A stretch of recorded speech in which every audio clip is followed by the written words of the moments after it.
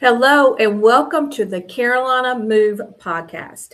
I am your host, Christine Kozachuk, Realtor with KW Premier. And on today's show, we have an amazing lady. I've known her for years, Raquel Tillman, and Raquel Tillman is with Tillman Insurance Advisors.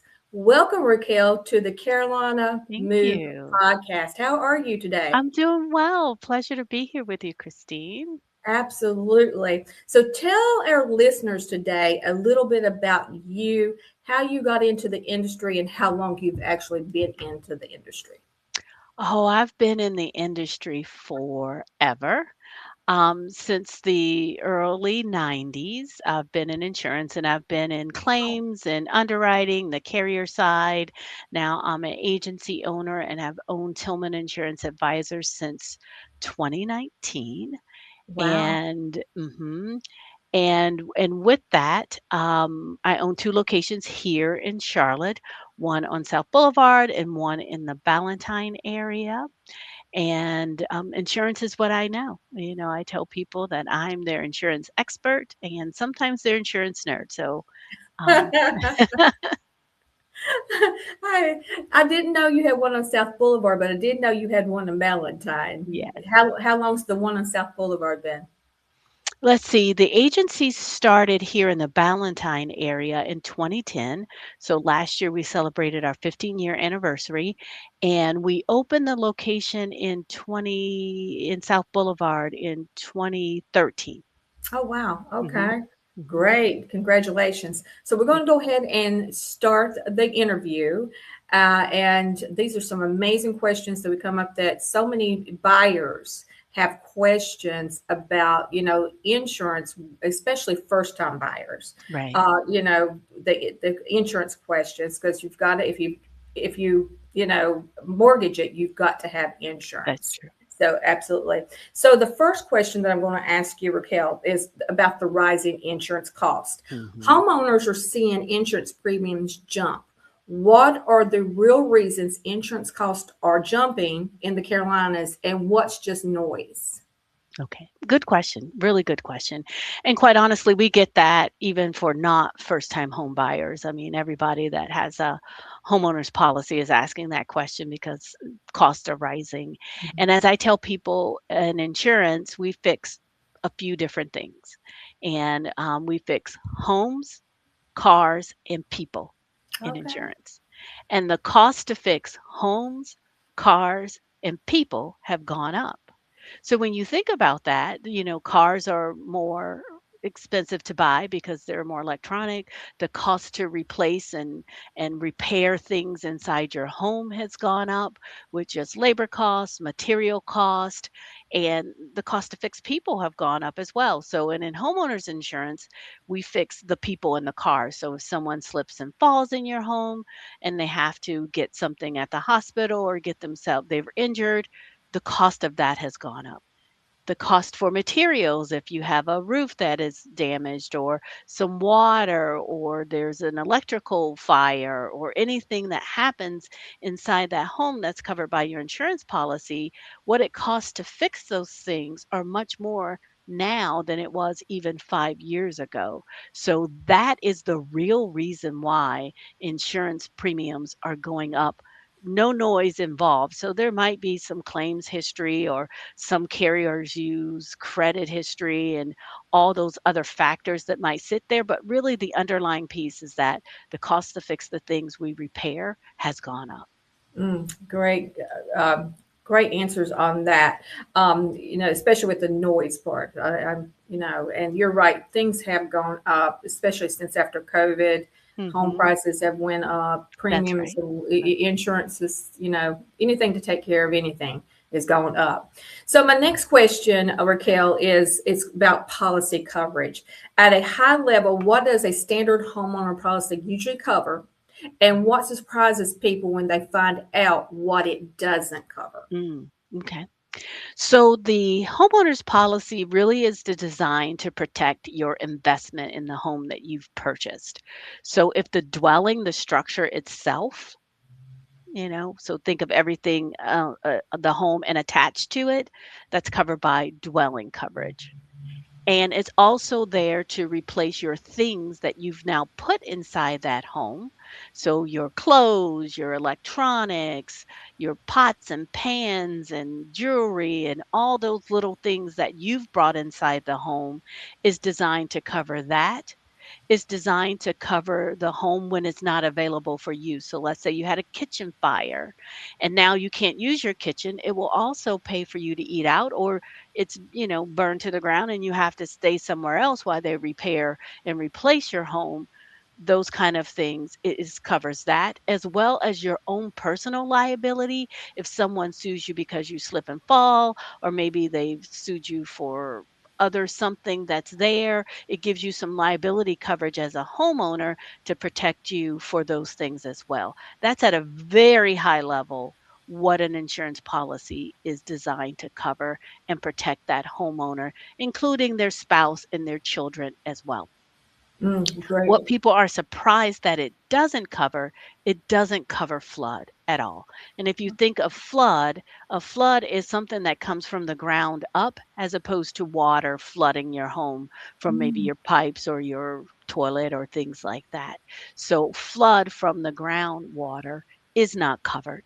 And a lot of times people think that it covers their jewelry, but jewelry does have a max, and a lot of times that's $1,500 or $2,500, and most people jewelry is more than that. Or if you have watches, furs, guns, there's some sublimits that are in there that you probably should pay attention to if you have some of those specialty items.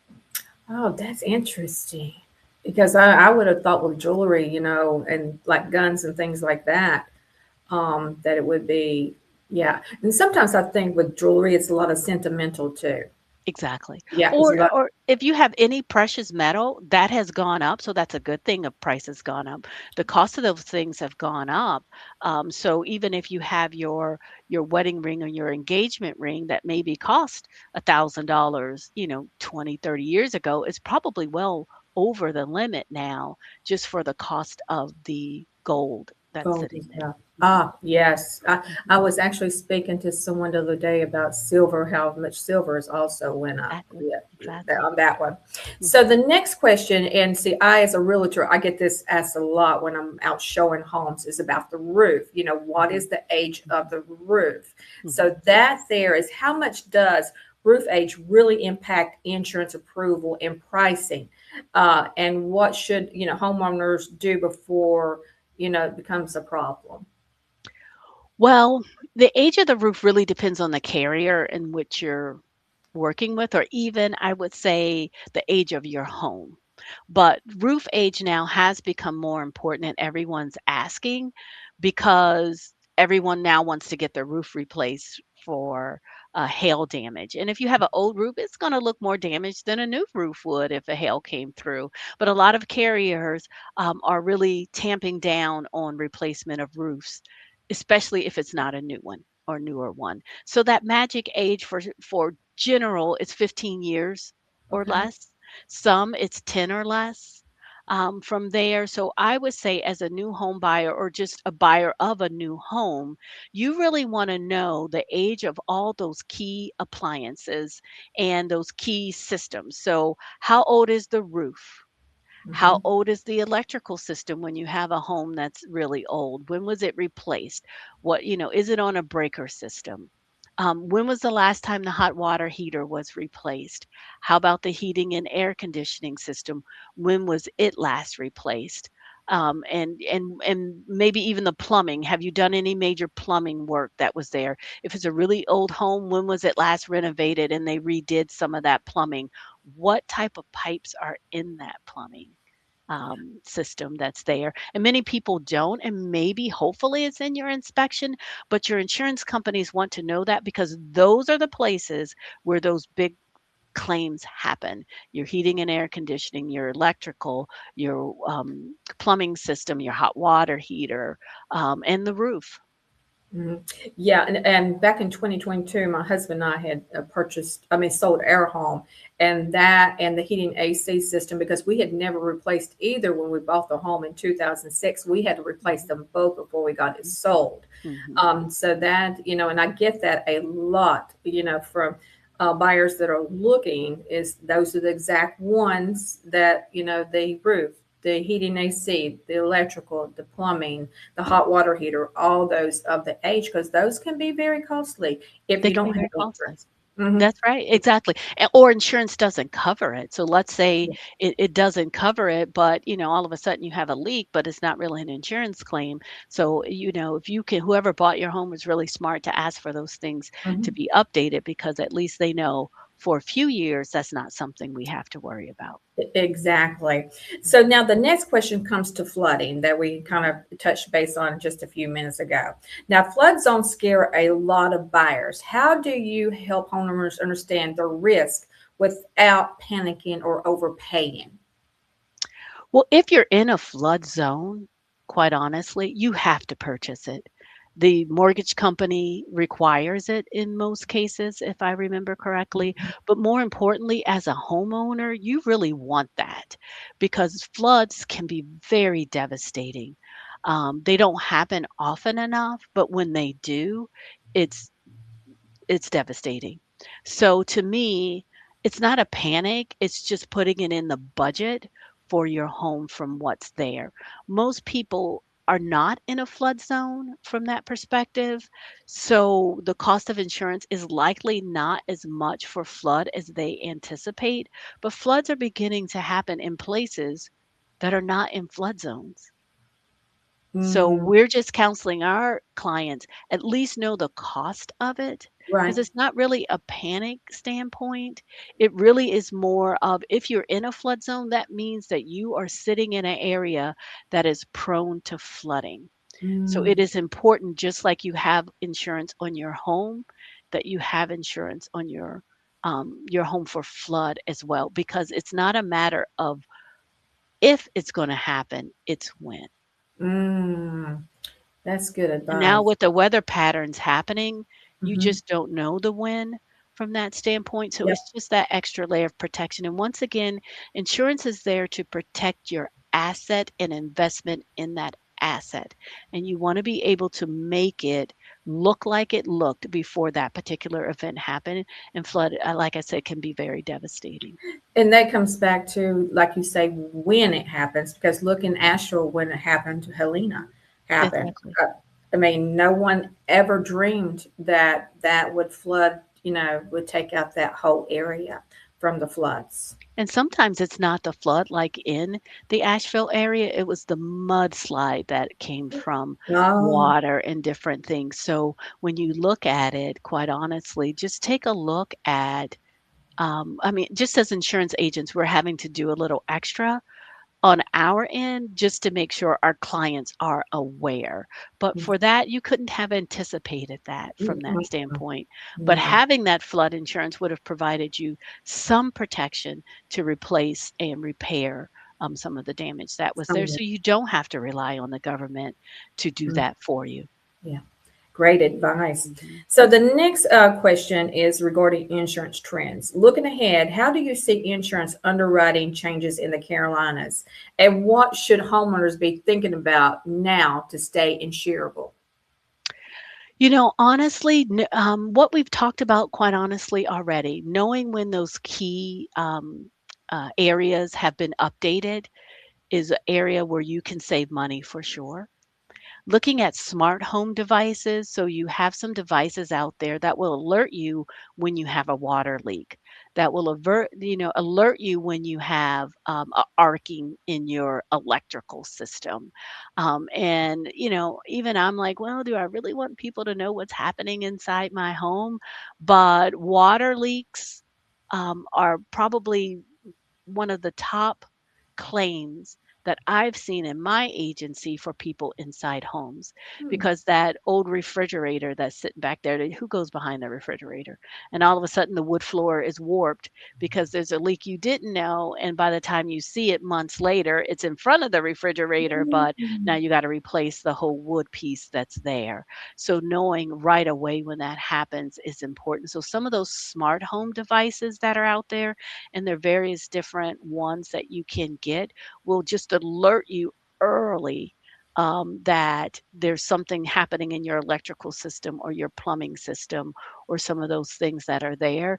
Those things are trends where companies are looking at and giving extra credit, some of them, for having some of those smart home devices where you can be alerted in advance to avoid the claim happening altogether. And yes, you would go, well, that means that the insurance company's not paying the claim. But more importantly for you, being out of your home for weeks and months because your floors need to be redone, that's horrible. You don't Mm. want that. So even for yourself, aside from the claims perspective, but just your quality of life. And I have a client currently now who's been out of her home for 3 weeks because the water was left on in the upstairs um, Mm. bathroom, and it Mm. flooded down to the lower levels. So now she's had to move out, and not only just move out, but clear out all the things that wasn't damaged so they can repair what's there and then move it back in.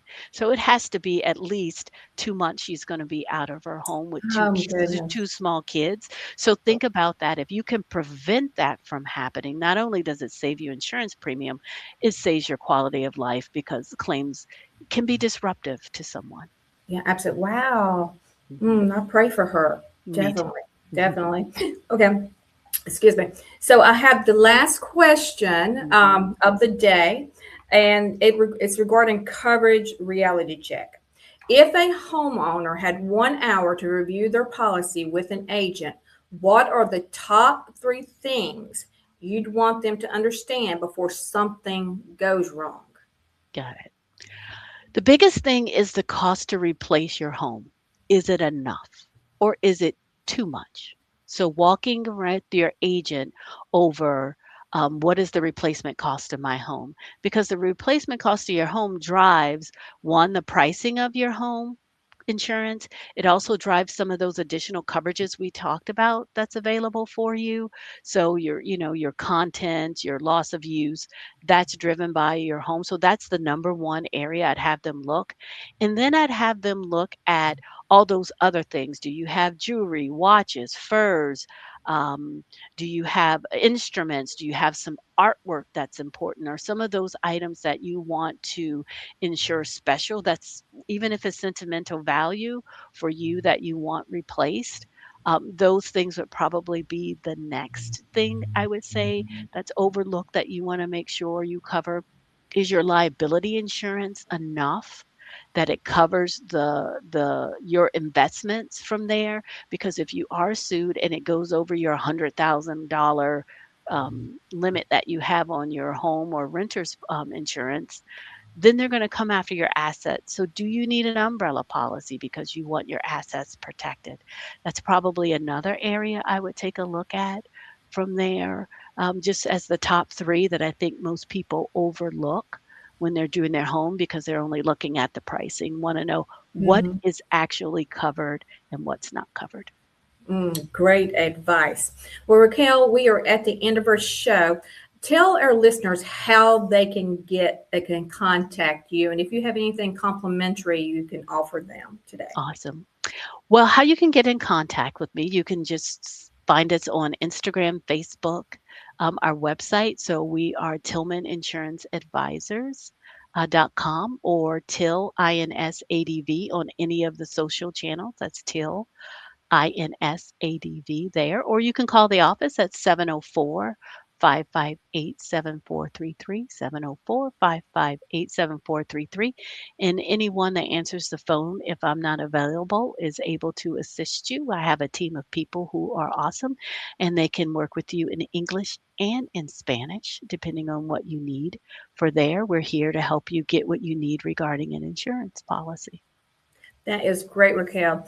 Thank you so much again Welcome. for all this valuable information. Just like My I pleasure. said, I have so many buyers and sellers that have questions about insurance, and you bringing your expertise to them, it will really help us a lot Awesome. to serve them in the way it needs to be served. And So that's why we're here, honestly. I tell my team we're here to give great recommendations and advice to our clients so they can make great buying decisions. Absolutely. Thank you so much. You're I welcome. want to thank the listeners out there for listening today. If you're looking to buy, sell, or relocate to North Carolina, please give me a call at 704-208-9561. Or you can look on my website at Christine, and Christine is with the C, HRISTINE, realtync.com. Thank you.